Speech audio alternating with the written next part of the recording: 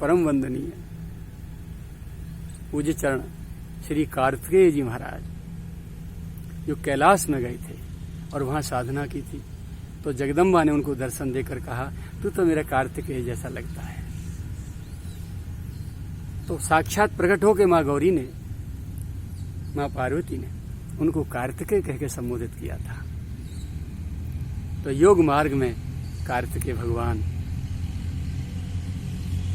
उनकी परंपरा में थे। तो कोई भी धर्म, कोई भी संप्रदाय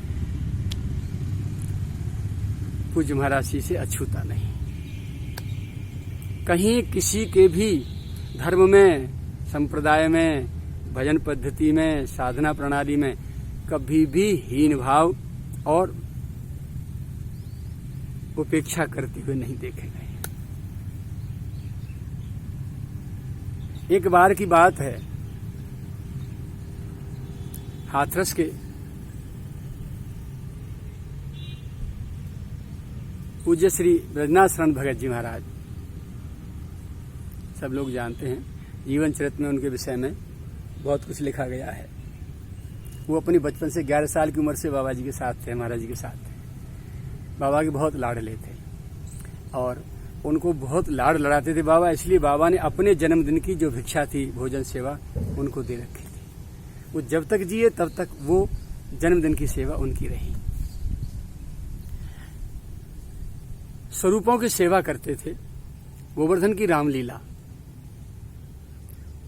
जब दशहरा के दिन रावण वध करके उस लीला को पूर्ण करके सवारियों में स्वरूप आते थे, भगवान श्री राम, सीताराम जी, लक्ष्मण जी, भरत शत्रुघ्न, हनुमान जी महाराज, तो लक्ष्मीनारायण मंदिर के ठीक सामने रोड पे दोनों तरफ, रोड खाली बीच में बचा है, दोनों ओर रात्रि में 10-11 बजते थे, रावण वध की लीला करके आते थे ठाकुर जी बग्गियों में सवार होकर के। तो उनके लिए, राम जी के लिए 151 थाल, जगदम्बा जानकी के लिए 151 थाल, ऐसे सभी स्वरूपों को 151 थाल। कभी किसी वर्ष 151, कभी 161, कभी 171, कभी जैसे सामर्थ्य होती थी भक्तों की सबकी, कभी 121, कभी 131, ऐसे थाल सजाए जाते थे एक एक स्वरूप के सामने, लंबे लंबे लंबे लंबे बहुत दूरी तक। सब में से वो स्वरूप सरकार कण कण लेकर के उन्हें अपना शीत प्रसाद भी नहीं बना पाते थे, ऐसी अद्वितीय सेवा होती थी। तो चोटी बांध करके बाबा जैसे ही निकले, साथ साथ में श्री ब्रजनाथ शरण भगत जी भी जा रहे, उनको देखकर उन्होंने एकदम सामने आ गए, लाडले थे न इसलिए, हाथ पकड़ के बाबा से कही, पंडित जी आज तो आप महाप्रभु वल्लभाचार्य जी जैसे लग रहे हो। बस वहीं एकदम सिर पकड़ के बैठ गए। अरे राम राम राम राम राम राम, ब्रजनाथ शरण ये तुम क्या कह रहे हो? उन परम आचार्यों की तुलना हमसे? हम तो उनकी चरण धूलि के एक कण के बराबर भी नहीं है। भैया ये तुम क्या कह रहे हो?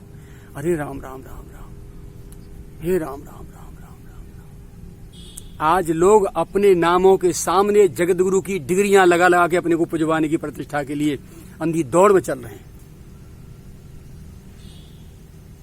और वो सच्चे जगतगुरु होने के उपरांत भी यदि उनको किसी महापुरुष की तुलना दे दी गई, पूरी रात रोए, पूरी रात रोए।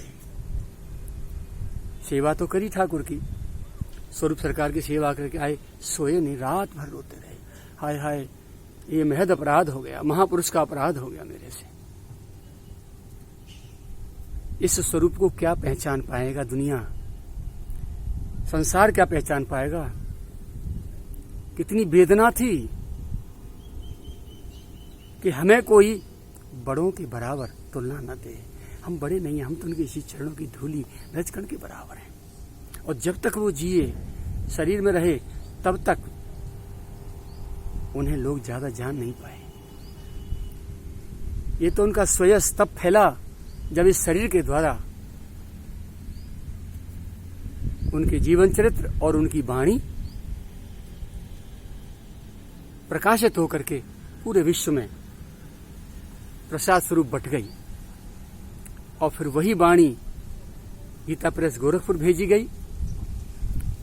आदरणीय श्री राधेश्याम खेमका जी से वार्ता करने के बाद वो एक मत से सभी संपादकीय समिति ने उस ग्रंथ को स्वीकारा और स्वीकार के हर महीने 2 पृष्ठ मैटर कल्याण मासिक पत्रिका में 97 से 2004 दिसंबर तक, सितंबर 97 से 2004 दिसंबर तक साधक प्राण संजीवनी के नाम से वो प्रकाशित होते आता रहा।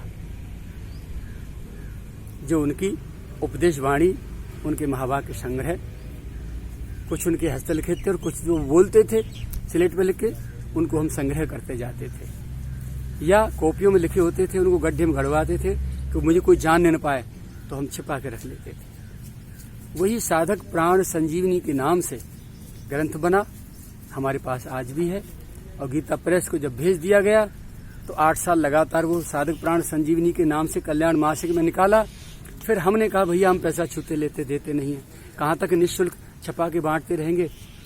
थोड़ा इतनी कृपा हो जाए आपकी प्रेस की, इस ग्रंथ को आप अपनी बुक स्टॉल में लगा लें क्रम में, और हर भाषा में प्रसाद स्वरूप साधकों तक पहुंचाते रहें। विनम्र प्रार्थना ये कि हमारे यहाँ निःशुल्क जाता है ग्रंथ, तो आप जो है केवल कागज का कीमत लेंगे। तो उन्होंने बड़ा अनुग्रह किया, ग्रंथ को प्रकाशित किया। पहली बार 20 रुपये में, फिर थोड़ा महंगाई के साथ 30 रुपये में। अब मुझे पता नहीं है उसकी कीमत क्या है। उन्होंने जब मैंने कहा भाई इसको प्रकाशित करके अपनी बुक स्टॉल में ले लीजिए, तो साधक प्राण संजीवनी नाम हटा करके साधक में साधुता नाम दे दिया। नीचे से लेखक का जो मेरा नाम था वो हटा दिया,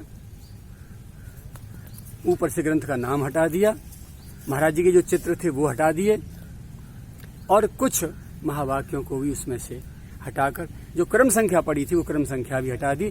जो आज आप साधक में साधुता नाम से पढ़ रहे हैं वो वही ग्रंथ है जो सन 95 में यहाँ साधक प्राण संजीवनी नाम से छप करके बटा था। मुझे नहीं मालूम, भक्त ले जाते थे, छपा के लाते थे, मेरी कुटिया भर जाती थी। छोटे बड़े 4 कमरे नीचे, 2 ऊपर, 6 कमरे थे। अशोका लीलैंड ट्रक 27 फीट लंबा खचाखच भर के आता था। 1 पैसे का कोई लेन देन नहीं। मुझे नहीं पता कहाँ से किस प्रेस से छप के आया, आज तक मुझे नहीं मालूम। बस निःशुल्क भक्तों को बांटता रहा, संतों को बांटता रहा, वो बढ़ता रहा। बाहर के 100 देशों में कम से कम गया। अब मैंने सुना है कुछ लोग उस ग्रंथ को अपनी वाणी बना करके कि हम जो है इतने बड़े विद्वान हैं, ये हमारा चिंतन है, पूज्य पंडित जी का नहीं है। कुछ तथाकथित साधु वेशधारी उसको अपनी मासिक पत्रिकाओं में निकाल के जनता में अपनी प्रतिष्ठा को बढ़ाने के लिए, बचाने के लिए, अपने को जगतगुरु साबित करने के लिए व्यासपीठों से भी बोल रहे हैं और अपनी मासिक पत्रिकाओं में भी निकाल रहे हैं। अरे तुम जगतगुरु हो कहाँ? जगतगुरु तो वो महापुरुष थे जिन्होंने मानस को लिखा, वेदों का भाष्य लिखा, अनेकों पुराण लिखे, अनेकों उपनिषद लिखे, अनेकों भाष्य लिखे, और उनकी झूठन चाट के पढ़ के सुन के, और तुम लोग बोल रहे हो व्यासपीठों से और अपने नाम के आगे जगतगुरु। इस अहंकार से नीचे आ जाना चाहिए भाई, क्योंकि ये धर्मशास्त्र जिस वृक्ष पर फल लदते हैं उसकी शाखाएं धरती को छूती हैं, और जब फल नहीं होता तो वही पेड़, उसकी शाखाएं सीधी आकाश को छूती हैं, अकड़ जाती हैं। तो अहंकार में यदि आपके पास कोई सद्गुण, कोई अच्छाई आपके जीवन में आई है, सद्गुरु कृपा से, भगवत कृपा से, माता पिता के आशीर्वाद से और समय भगवान के आशीर्वाद से, यदि कोई संतत्व, भक्ति, ज्ञान, वैराग्य, त्याग या कोई और अच्छाई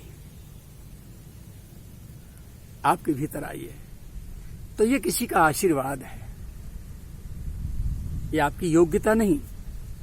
हमारी और आपकी योग्यता तो केवल वासना है, क्योंकि वासना से शरीर प्राप्त हुआ है।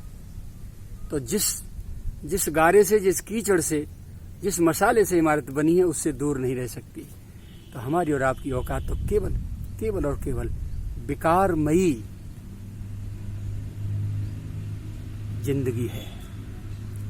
आज यदि कोई अच्छाई है, सच्चाई है, तो ये सद्गुरु महापुरुषों की, गुरु परंपराओं की और माता पिता की, ईश्वर की कोई कृपा है, हमारी योग्यता नहीं है। उन महापुरुषों की वाणी को अपने जीवन में चरितार्थ करने का प्रयास करना चाहिए। व्यासपीठ पर बोल बोल करके अपने अहंकार को बढ़ाने का काम नहीं। रोड पर चौड़े होके चलना। महाराज श्री पधार रहे हैं। अच्छाई सच्चाई जीवन में आए और व्यवहार में और आंखों में पानी और वाणी में मिठास और व्यवहार में मधुरता, दीनता, विनम्रता हो। सही मायने में शास्त्र और गुरु परंपराओं को इन्होंने धारण किया है, इन्होंने आचरण किया है, ये माना जाएगा। और टाल मार के शास्त्रार्थ करने के लिए घोषणा कर दी जाती हैं। अरे कोई विधर्मी जब अपने धर्म पर उंगली उठाए तो वहां टाल भी मारी जाए और उनके धर्म ग्रंथों को प्रमाणित करके बता दिया जाए कि तुम्हारे धर्म ग्रंथ में ये रखा है, ये लिखा है, तुम ऐसे बोल कैसे रहे हो।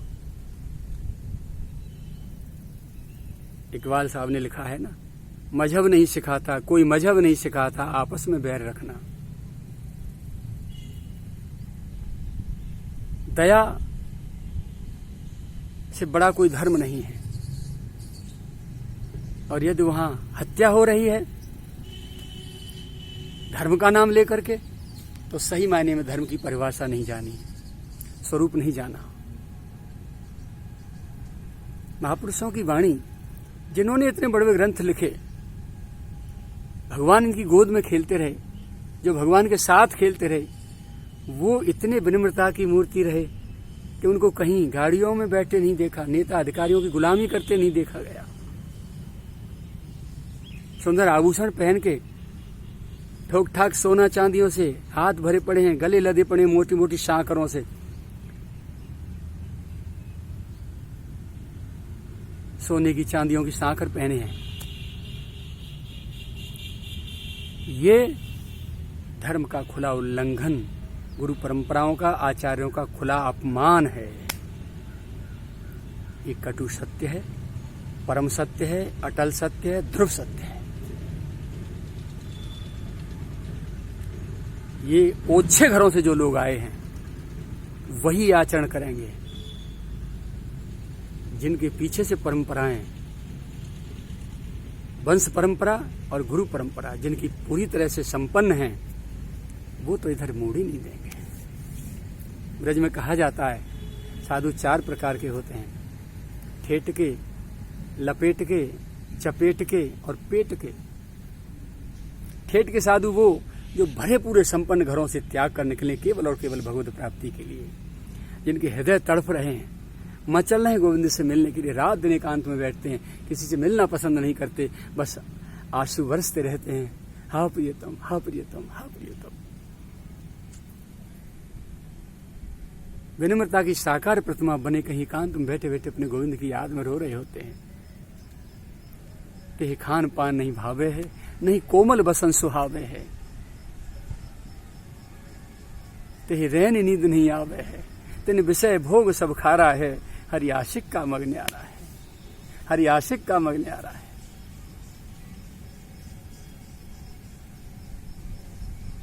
ये बात है। ऐसे विनम्र भाव संपन्न हृदयों में भक्ति महारानी विराजमान होती हैं, और भक्ति महारानी जहाँ विराजमान होती हैं वहाँ भगवान विराजमान होते हैं। और ऐसे ही निश्चल, निष्कपट, निष्कलंक, निर्मल हृदयवान भक्तों को सद्गुरु रूप में भगवान प्राप्त होते हैं। एक इनको चाहना, एक इनसे चाहना। इनसे चाहने वालों को तो उनकी मनचाही वस्तु मिलेगी और भगवान छुट्टी काट देते हैं, जाओ हटो। लेकिन इनको चाहने वालों के लिए, जब इनको चाहेंगे, इनको माने भगवान, तो भगवान चल पड़ेंगे। जिसको चाहेंगे वही तो हमारे पास आएगा। भगवान चल पड़ेंगे और सद्गुरु के रूप में हमको प्राप्त होंगे। गुरु हमको खोजने पड़ते हैं। कोई भौतिक वस्तु की चाह मन में है उसे पाने की, तो उसको प्राप्ति कराने वाले गुरु की खोज हमको करनी होगी। गुरु कीजिए जान और पानी पीजिए छान। परंतु जिन्हें केवल और केवल भगवान से मिलने की इच्छा है, उन्हें सद्गुरु खोजने नहीं पड़ते। परमात्मा स्वयं सद्गुरु बन के आते हैं और ऐसे खोजते हैं उस लाल को, अपने को, कि मेरा लाडला कहाँ बिलख रहा है मेरे लिए। अपनी लीला शक्ति को आदेश कर देते हैं कि वो जहां भी उठा के या तो मेरे पास पहुंचा दो या तो मुझे उनके पास पहुंचा दो। तो सद्गुरु खोजे नहीं जाते, सद्गुरु स्वयं अपने सत्पात्र सत्शिष्य को और तड़पते बिलखते हुए हृदय को खोजते हैं आगे। और भौतिक पदार्थों की चाह वाले साधक को गुरु स्वयं खोजने पड़ते हैं। इतना अंतर है। तो महापुरुषों की जो परंपराएं हैं, उनको साधु बनना तो बहुत सरल है, लेकिन निभाना बहुत कठिन। संसार को रिझाने के लिए बाहरी नाटक त्याग वैराग्य तो खूब हो रहे हैं और हो कर लिए जाएंगे, आप भी कर लेंगे और हम भी कर लेंगे। लेकिन वैराग्य जिसका नाम है, वो भीतरी त्याग का नाम वैराग्य है। सांसारिक भौतिक संकल्प और कामना, इच्छा, लालसा रहित अंतःकरण, विकार मुक्त अंतःकरण का नाम ही वैराग्य है। खाली अंतःकरण, खाली हृदय, और वहां गृहस्थ हो चाहे विरक्त हो, इसका कोई लेन देन नहीं। यदि आप गृहस्थ हैं तो अपने मन बल को न गिराएं कि भगवान हमको तो प्राप्त हो ही नहीं सकते, हम तो गृहस्थ हैं। ऐसा नहीं। निर्मल मन जन सो मोह पावा, मोहि कपट छल छिद्र न भावा, सो मोह पावा। विरक्त साधु मोह पावा नहीं, या कोई पैसे वाला मोह पावा नहीं, बहुत बड़ा नेता अधिकारी मोह पावा नहीं, बहुत बड़े नामधारी साधु मुझे पावा नहीं ना। निर्मल मन जन, वही मेरा जन है जिसका मन निर्मल है। सो मोह पावा, वही मुझे प्राप्त कर पाता है। भगवत दर्शन इस भावने से होते हैं, इस बात से होते हैं। हृदय को निर्मल किया जाए। मोह कपट छल छिद्र न भावा। कपट क्या है कि भजन भगवान का, उपासना भगवान की, और इच्छा कामना संसार की, भौतिक पदार्थों की, ये कपट है। मोह कपट छल छिद्र न भावा।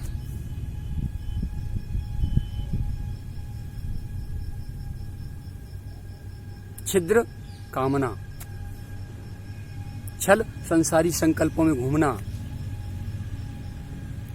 नाम भगवान का, माला हाथ में भगवान की चल रही है, भजन भगवान का, कामना संसार की, ये कपट हो गया। छल संकल्प संसारी उठने, माला जरूर चल रही है लेकिन संकल्प संसारी संकल्पों में घूमते रहना, ये छल। और छिद्र, छिद्र वो जो तुम्हारी पूरी साधना को एक रास्ते से निकाल दे। विकारों से लिप्त रहना, पूरी भजन साधना को विकार खा जाए, विकारों से लिप्त रहना, वो छिद्र।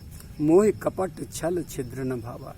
न कोई संसारी कामना, न कोई संसारी संकल्प, और ना ही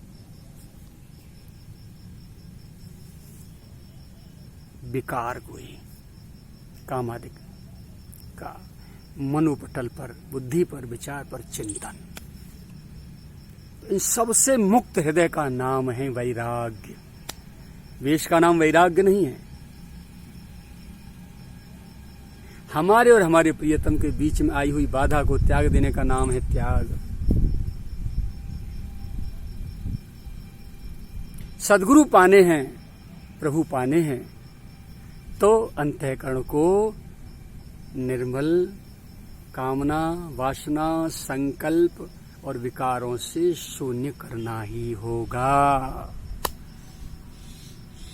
चाहे घर बैठ के कर लो गृहस्थ में, चाहे घर छोड़ के खेत में पेड़ों के नीचे जाके बैठ कर लो, चाहे घर संसार खेत से छोड़ के जंगल में जाके कर लो, चाहे विरक्त बाबाजी होके कर लो, करना यही पड़ेगा। बड़ी बड़ी डिग्रियां नाम के आगे लगा करके बढ़िया बढ़िया सोने चांदी की अंगूठियां और सोने की चेनें पहन करके कटा जटा रखाने से कुछ भी मिलने वाला नहीं, सिवाय नरक के दूसरी कोई चीज नहीं मिल सकती। सिवाय पतन के कुछ नहीं हो सकता। शांति तो छाया में नहीं आ सकती। कटु सत्य है, अटल सत्य है, ध्रुव सत्य है। मेरी बात यदि आपको सुनकर बुरी लगती हो, भले मुझे 1000 गाली देना, लेकिन 1000 गाली देने के बाद भी यदि अपने आप में सोचोगे अपने लिए बैठ के एकांत में, तो आपको ये मेरी बात स्वीकारनी ही होगी।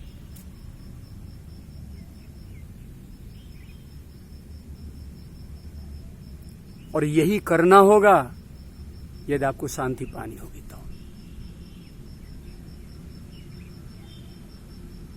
तो मेरे पूज्य श्री सद्गुरु भगवान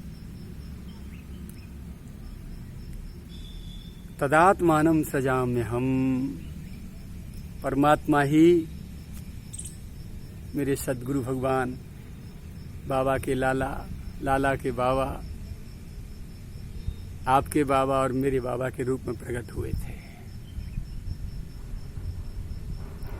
महापुरुषों के स्वरूप को ठीक ठीक समझ लेना, और कदाचित आपके जीवन में कोई सद्गुरु सच्चे संत आ जाएं तो प्यारे चूक मत जाना। भले ही शरीर रहे या न रहे, भोजन मिले या न मिले, जल मिले या न मिले, सोने को मिले या न मिले, लेकिन सेवा उनकी रुचि के अनुसार बन जाए, बस बन गया खेल। सेवा बन पाई, इसकी पहचान केवल और केवल एक है कि सेव्य के समस्त सद्गुण स्वभावतः हमारे में उतर आवे। यदि उतर रहे हैं तो सेवा बन रही है। उनके सारे लक्षण, उनकी अच्छाइयां, विकार तो संसार में भरे पड़े हैं। कांच के ढेर में से कौन चतुराई है 4 से 10 ट्रक कांच भर ले जाना? चतुराई